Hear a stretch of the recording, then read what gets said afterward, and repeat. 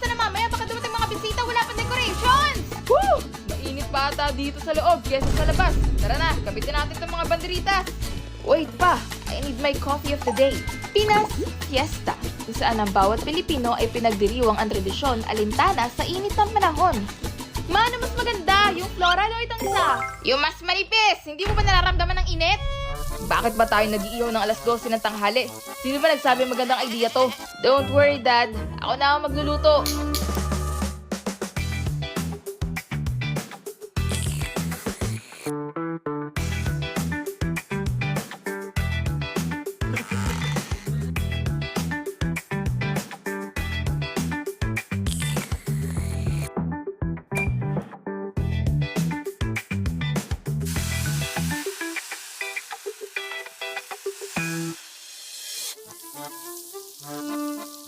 Okay lang yan pa. Fresh orange juice oh. Pahingi din, nak. Mahirap pa gawin yan.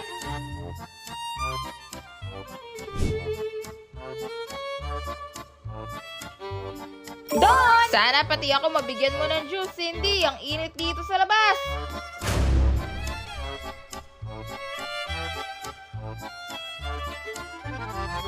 Fashion is a must. Fashion or heat stroke? Magbihis kayo ng tama, hindi fashion show ang fiesta.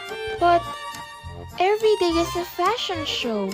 Tignan mo ako, simple lang pero presko. Sorry guys, loyal ako sa hoodie ko. Ma, natutunaw na pati tape. Eh kasi naman, alas 2 kayo nag-decorate. Sino bang matinong tao ang nag-aayos ng dekorasyon sa init ng tanghali? Kami. Bilisan na natin, parating na mga bisita. Game na to! Fans ready! Ako din, my hot coffee is ready. Tiis ganda, tiis pawis, tiis init. Basta masaya bisita, okay na tayo. Andito naman ang 3D. Tinutulungan tayo sa init ng panahon. Bagay na bagay sa summer heat. Sakto pa dahil may summer sale.